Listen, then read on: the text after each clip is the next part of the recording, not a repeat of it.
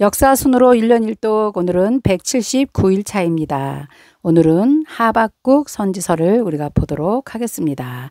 어제까지 우리가 예레미야서 계속해서 읽으면서 왔지요. 그런데 오늘 잠깐 예레미야서를 쉬어가는 것입니다. 왜 그러냐면요.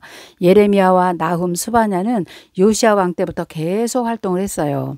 그런데 하박국 선지자는 여호야김 시대 때 레위인으로 성전에서 노래하는 선지자로 활동을 했기 때문에 여기서 우리가 하박국을 읽고 가야지 잘 이해가 됩니다.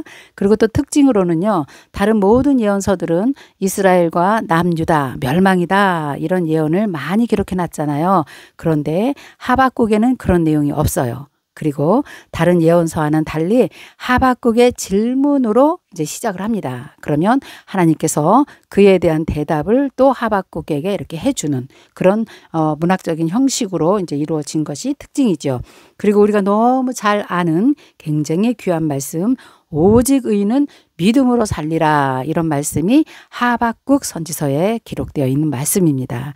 왜 이런 말씀이 나왔을까요? 한번 생각해 보면요. 하박국이 왜 악한 사람들이 망하지 않을까요? 백성들이 왜 이렇게 힘들게 살아야 되나요? 막 이런 거에 대한 고민을 하나님께 던질 때 의인은 믿음으로 살면 된다, 이런 말씀을 주시기 때문에 하박국 선지서에서 이 말씀이 나온 것이에요. 하나님께서 직접 하박국에게 주신 말씀입니다. 그런데 이 말씀을 로마서에 가면 이제 사도 바울이 잘 정리를 해서 다시 한번 우리에게 주시는 말씀이 되겠죠. 어쨌든 이 말씀은 하나님께서 직접 하박국에게 하박국의 질문에 대해서 주신 굉장히 귀한 말씀의 대답이시구나 하는 것을 우리가 알면 되겠습니다. 자, 그러면 우리 하박국 선지서 한번 보도록 할까요?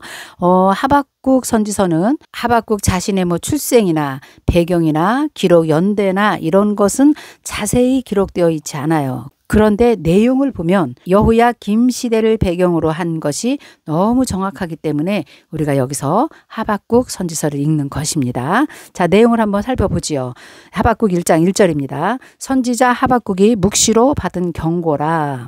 여호와여, 내가 부르짖어도 주께서 듣지 아니하시니 어느 때까지이리까? 내가 강포로 말미암아 외쳐도 주께서 구원하지 아니하시나이다. 어찌하여 내게 죄악을 보게 하시며 패역을 눈으로 보게 하시나이까? 겁탈과 강포가 내 앞에 있고 변론과 분쟁이 일어났나이다. 이러므로 율법이 해이하고 정의가 전혀 실행되지 못하오니 이는 악인이 죄인을 애워쌌으므로 정의가 굽게 행하여 지민이다. 이것이 하박국이 하나님께 던진 질문입니다. 하나님께서 계시면 어찌하여 이 죄악의 세상을 그냥 보고 계십니까? 율법은 해이해지고 정의는 다 사라지고요. 악인이 오히려 의인을 애워싸는 이 시대에 정의는 다 어디로 갔습니까? 이런 질문을 지금 하나님께 하는 것입니다. 그랬더니 하나님께서 이렇게 이제 응답을 하시는 것입니다. 5절입니다. 여호와께서 이르시되 너희는 여러 나라를 보고 또 보고 놀라고 또 놀랄지어다. 너희의 생전에 내가 한 가지 일을 행할 것이라. 누가 너희에게 말할지라도 너희가 믿지 아니하리라. 너희 생전에 하나님께서 한 가지 일을 행할 것이다. 무엇일까요? 유다의 멸망입니다. 하나님의 계획이 그대로 이루어질 것을 지금 하나님께서 말씀하고 계세요. 그리고 유다의 멸망은 바벨론을 들어서 하나님께서 멸망하시겠다고 기록되어 있습니다. 그것이 6절, 7절, 8절, 9절, 10절 이 내용이 바벨론의 특징을 지금 기록해 놓은 것이죠. 우리가 너무 많이 보고 온 것이에요. 보라, 그들은 사납고 성급하고 땅이 넓은 곳으로 다니면서 자기의 소유가 아닌 거처를 점령하는 갈대아 사람들이다. 내가 그들을 일으켰다는 거예요. 그리고 그들은 두렵고 무서우며 당당함과 위엄이 자기들에게 나오며 그들의 군마는 표범보다 빠르고 저녁이 이리보다 사나우며 그들의 마병은 먼 곳에서부터 빨리 달려오는 마병이라. 마치 먹이를 움키려 하는 독수리의 나름과 같으니라. 바벨론을 표현할 때 이렇게 하나님께서 계속해서 예언서에서 말씀해 주고 계셨습니다. 자, 10절 보면요. 왕들을 또 멸시해요. 주변의 왕들을 다 무시하고 방백을 조소하며 모든 견고한 성들을 비웃고 흉벽을 쌓아서 그것을 점령할 것이라. 그들은 자기들의 힘을 자기들의 신으로 삼는 자들이라. 자기들의 그 주변의 나라들을 다 먹었으니 점령했으니 자기들 자신이 신이라고 그렇게 강력함을 자랑하니 하나님 앞에서는 그들의 교만일 수밖에 없습니다. 가장 큰 특징으로는요. 아수르 제국을 바벨론이 점령을 해버렸잖아요. BC 612년에서 605년까지 완전히 바벨론을 전멸시켰던 것. 이게 얼마나 큰 위력입니까? 그러니까 자기들 스스로가 우리는 신이다 이렇게 말할 수 있는 것이죠. 자, 이제 12절부터 보면요. 다시 하박국이 하나님께 호소하며 또 질문을 합니다. 선지자가 이르되 여호와 나의 하나님 나의 거룩하신 이시여 주께서는 만세 전부터 계시지 아니하셨나이까. 우리가 사망에 이르지 아니하리이다. 여호와여 주께서 심판하시기 위해서 그들을 두셨나이다. 반석이시여 주께서 경계하기 위하여 그들을 세우셨나이다. 그들이 누굴까요? 바벨론이죠. 하나님께서 심판하기 위해서 그들을 두셨다 말씀하시고요. 그러나 13절 주께서는 눈이 정결하심으로 악을 참아 보지 못하시며 패역을 참아 보지 못하시거늘 어찌하여 거짓된 자들을 방관하시며 악인이 자기보다 의로운 사람을 삼키는데 잠잠하시나이까. 답답하다는 것이죠. 14절 주께서 어찌하여 사람을 바다에 고기 같게 하시며 다스리는 자 없는 벌레 같게 하시나이까. 지금 이런 상황이 멸망 바로 직전에 남유다의 상황입니다. 이제 힘도 없어요. 이제 곧 멸망을 앞두고 있는 하나님의 징계는 계속 오지요. 하나님의 심판이 지금 내려지고 있는 상황이기 때문에 다스리는 자가 없는 벌레 같은 존재다 이렇게 표현을 하는 것입니다. 15절 그가 낚시로 모두 낚으며 그물로 잡으며 투망으로 모으고 그리고는 기뻐하며 즐거워하며 그물에 제사하며 투망 앞에서 분향하오니 이는 그것을 힘입어 소득이 풍부하고 먹을 것이 풍성하게 됨이니이다.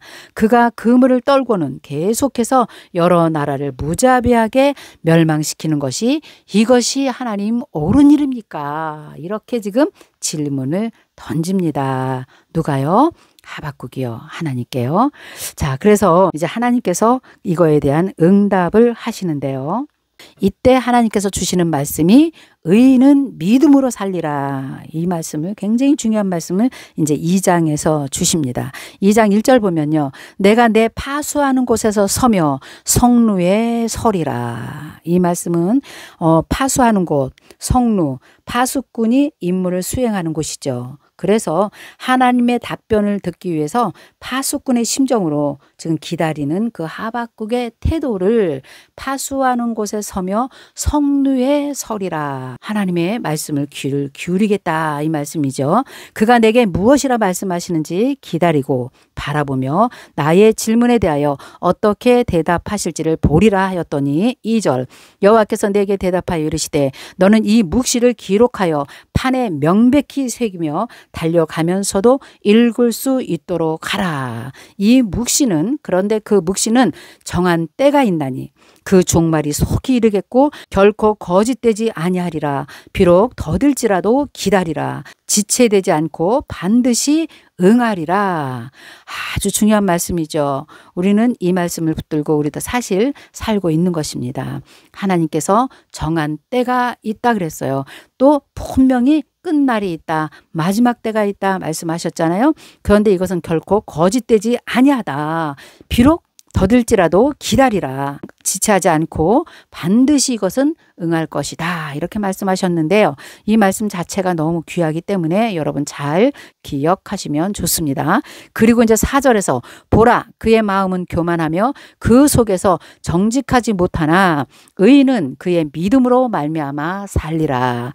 자, 이 말씀이요. 12절에서 하박국이 다시 한번 하나님께 두 번째 질문을 한 것에 대한 그 답을 하나님께서 4절의 말씀으로 주신 것이에요. 세상은 이렇게 죄악 가운데 가고 나라가 서로 점령을 하고 백성들이 벌레 같은 존재로 살아갈지라도 하나님은 이 모든 상황을 다 알고 계시는 것입니다. 그러므로 너는 이 말씀이죠. 너는 반드시 들어라. 너는 의인이지 않냐. 의인은 믿음으로 살아야 된다는 거예요. 다른 거 보지 말라는 거죠.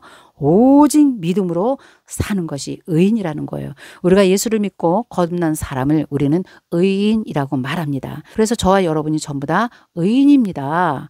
그렇기 때문에 하나님께서 오늘 말씀 주시는 거예요. 믿음으로 살라는 거예요. 주변 바라보지 말라는 거예요. 낙심하지 말라는 거예요.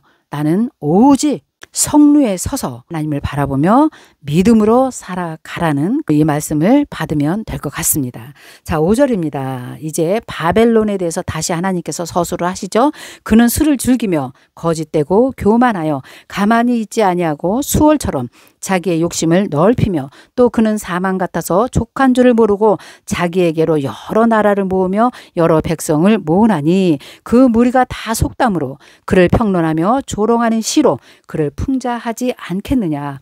곧 이르기를 화 있을진저 자기 소유 아닌 것을 모으는 자여 언제까지 이르겠느냐. 불모 잡은 것으로 무겁게 짐진 자여 너를 억누를 자들이 갑자기 일어나지 않겠느냐. 너를 괴롭힐 자가 깨어나지 않겠느냐. 뇌가 그들에게 노략을 당하지 않겠느냐. 내가 여러 나라를 노략함으로 모든 민족의 남은 자가 너를 노략하리니 이는 내가 사람의 피를 많이 흘렸으며 또 땅과 성읍과 그 안의 모든 주민들에게 강포를 행하였음이니라. 8절 같은 경우는요. 내가 여러 나라를 노략하였으므로 그 모든 민족의 남은 자들이 너를 노략할 것이다. 바벨론도 영원하지 않을 것이다. 이 말씀을 지금 예언으로 주셨네요. 9절입니다.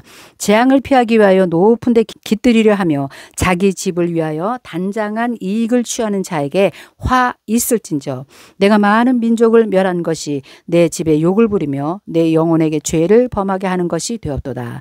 담에서 돌이 부르짖고 집에서 들보가 응답하리라. 12절 피로 성읍을 건설하며 불의로 성을 건축하는 자에게 화 있을진저 바벨론이죠. 네, 바벨론에게 반드시 화 있다는 것이에요. 많은 사람들의 피를 흘리며 그 피의 대가로 너의 성을 건축했다. 이 말씀을 지금 하고 있죠. 13절 민족들이 불탈 것으로 수고하는 것과 나라들이 헛된 일로 피곤하게 되는 것이 만군의 여호와께로 말미암음이 아니냐. 그러면서요. 너무 유명한 말씀 또 나오네요. 14절 너는 물이 바다를 덮음 같이 여호와의 영광을 인정하는 것이 세상에 가득함이라. 하나님의 때가 되매 이제 바벨론이 멸망할 때 그 주변에 있는 모든 세상 사람들이 그 하나님의 권능과 영광을 인정하게 될 것이라는 것이죠. 바벨론 같은 제국도 하나님이 한번 손대면 그 나라도 하루아침에 없어지는 그런 일들을 바라볼 때 그때 하나님의 영광을 인정하는 것이 온 세상에 가득할 것이다. 이 말씀이 사실은요. 스가랴 14장 8절과 9절의 말씀에도 적용이 되고요. 요한계시록 18장과도 적용이 되는 말씀입니다. 마지막 심판의 주로 예수 그리스도께서 오실 때에 주변의 모든 나라, 세상의 왕들을 다 예수님이 오셔서 온 세상에 왕 중에 왕으로 오실 것이다 하는 것을 지금도 여기서 말씀하고 계시는 것입니다. 15절 이웃에게 술을 마시게 하되 자기의 분노를 더하여 그에게 취하게 하고 그 하체를 드러내려 하는 자에게 화 있을진저 내게 영광이 아니요 수치가 가득한즉 너도 마시고 너의 할례 받지 아니할 것을 드러내라. 여호와의 오른손의 잔이 내게로 돌아올 것이라 더러운 욕이 내 영광을 가리리라. 여호와의 오른손 뭘까요? 심판의 진노를 상징하는 것입니다. 바벨론이 다른 나라에 행한 그 악행 그대로 하나님께서 내가 너희를 심판할 것이다 이렇게 말씀하고 계시죠. 자 18절 새긴 우상은 그 새겨 만든 자에게 무엇이 유익하겠느냐. 부어 만든 우상은 거짓 스승이라 만든 자가 이 말하지 못하는 우상을 의지하니 무엇이 유익하겠느냐. 나무에게 깨라 하며 말하지 못하는 돌들에게 일어나라 하는 자에게 화 있을진저 그것이 교훈을 베풀겠느냐? 보라, 이는 금과 은으로 입힌 것인즉 그 속에는 생기가 도무지 없느니라. 맞습니다. 사람의 손으로 만들어 놓은 그런 우상이 무슨 생명이 있겠냐, 이 말씀을 지금 하고 계시지요. 그래서 20절, 그러나 오직 여호와는, 살아계신 하나님은 그 성전에 계시니 온 땅은 그 앞에서 잠잠할지라 하시니라. 아멘. 여호와 하나님은 그 성전에 계심으로, 지금 예루살렘 성전 이제 곧 무너질 것입니다. 그 성전에서 존재하는 것이 아닙니다. 그 하나님은 이제 영원한 하나님의 나라, 하나님의 보호자에 계시는 그 하나님. 온 땅은 잠잠할지어다. 너희가 만든 우상은 아무것도 아니다. 이렇게 하나님께서 결론을 지어 주시는 것이 2장의 말씀이지요. 자, 이제 3장을 보면요. 3장은 이제 이렇게 하나님께서 답변해 주시는 이 말씀을 하박국 선지자가 이제 듣고, 이제 자기가 의문을 던졌던 그런 질문에 대해서 이제 해답을 얻습니다. 그리고 장차 오실 예수 그리스도에 대한 말씀까지 이제 받아냅니다. 그래서 3장 뭐 이제 10절부터 쭉 보시면 승리의 왕으로 오시는 예수 그리스도에 대해서 기록을 해 놓은 것이 이제 3장의 내용인데요. 어쨌든 이런 말씀을 들으면서 하박국 선지서는 앞으로 오실 예수님에 대한 예언까지 이제 하나님께 기도로 올려드리는 것입니다. 자, 3장입니다. 시기 온옷에 맞춘 선지자 하박국의 기도라. 시기 온옷, 이것은 어떤 감정을 그냥 고조시켜서 좀 빠른 템포로 이렇게 찬양을 부르는 어떤 음악적인 용어라고 해요. 어려운 거 아니죠. 네. 그래서 여기서 보면 시기 온옷에 맞춘 선지자 하박국의 기도라 했으니까, 하박국은 정말 성전에서 노래를 음악을 담당하는 선지자였구나. 그런 것을 우리가 이제 알 수가 있겠죠. 2절입니다. 여호와여, 내가 주께 대한 소문을 듣고 놀랐나이다. 여호와여, 주는 주의 일을 이 수년 내에 부응하게 하옵소서. 이 수년 내에 나타내시옵소서. 진노 중에라도 긍휼을 잊지 마옵소서. 이 수년 내에 부응하게 하소서. 수년 내에 나타내시옵소서. 이런 용어는요, 이제 유다의 멸망, 바벨론의 심판, 이런 것들이 반드시 수년 내에 이루어질 것을 지금 말씀하고 있고요. 그러는 가운데서도 하나님의 긍휼을 잊지 마옵소서 하는 간절한 마음으로 기도하고 있네요. 3절입니다. 하나님이 대만에서부터 오시며 거룩한 자가 바란 산에서부터 오시는도다. 셀라. 그의 영광이 하늘을 덮었고 그의 찬송이 세계에 가득하도다. 그의 광명이 햇빛 같고 광선이 그의 손에서 나오니 그의 권능이 그 속에 감춰졌도다.